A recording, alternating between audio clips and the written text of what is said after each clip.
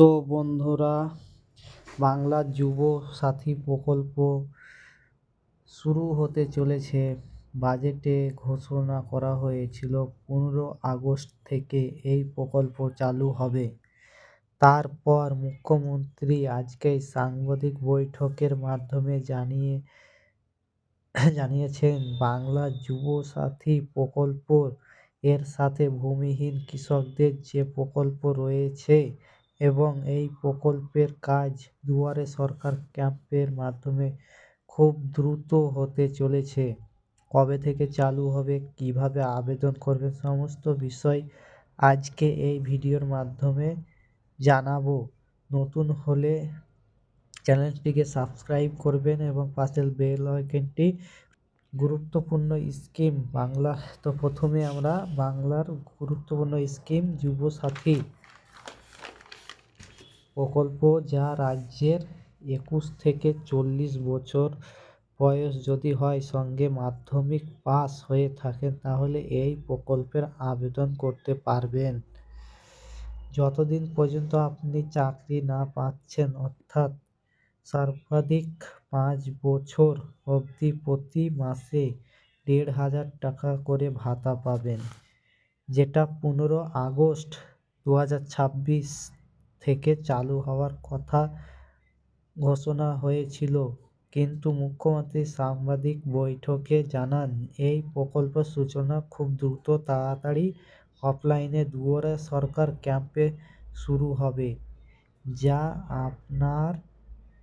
আপনারা 15 তারিখ থেকে এই ক্যাম্পে চলবে। 15 তারিখ থেকে 15 ফেব্রুয়ারি থেকে 26 ফেব্রুয়ারি পর্যন্ত, ছুটির দিনগুলো বাদ দিয়ে। ক্যাম্পের মাধ্যমে ফর্ম দেওয়া হবে, সেখানে ফর্ম সংগ্রহ করে জমা দিতে পারবেন এবং এর সঙ্গে কী কী ডকুমেন্ট লাগবে, ফর্ম ফিল আপ কীভাবে করতে হবে তা অফিসিয়াল ওয়েবসাইটে প্রকাশিত হলে আমরা জানাবো।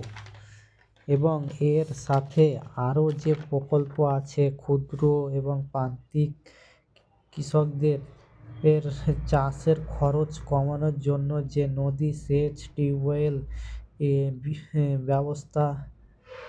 ব্যবস্থা আছে, যেগুলো বিদ্যুৎ বিল মুকুব করার জন্য সিদ্ধান্ত নিয়েছে রাজ্য সরকার, এগুলো আবেদন করতে পারবে দুয়ারে সরকার ক্যাম্পে।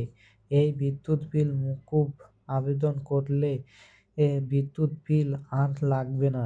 এছাড়া আর একটি প্রকল্প, যাদের নিজস্ব জমি নেই, অর্থাৎ কৃষিকাজে যুক্ত আছেন, তারাও এই কৃষক বন্ধু 2,000 টাকা করে, 2টি কিস্তিতে 4,000 টাকা করে পাবেন, খারিফ ও রবি মরশুমে।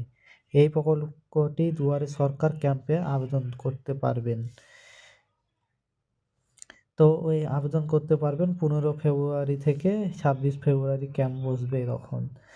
পরবর্তী আপডেট জানাবো কিভাবে এই ফর্ম ফিল আপ করতে হবে, কিভাবে জমা দিতে হবে, কি কি ডকুমেন্ট লাগবে, এগুলো পরবর্তীতে ভিডিও বানিয়ে দেব। তো এই ভিডিওটা যদি ভালো লেগে থাকে তো লাইক করবেন এবং সাবস্ক্রাইব করবেন।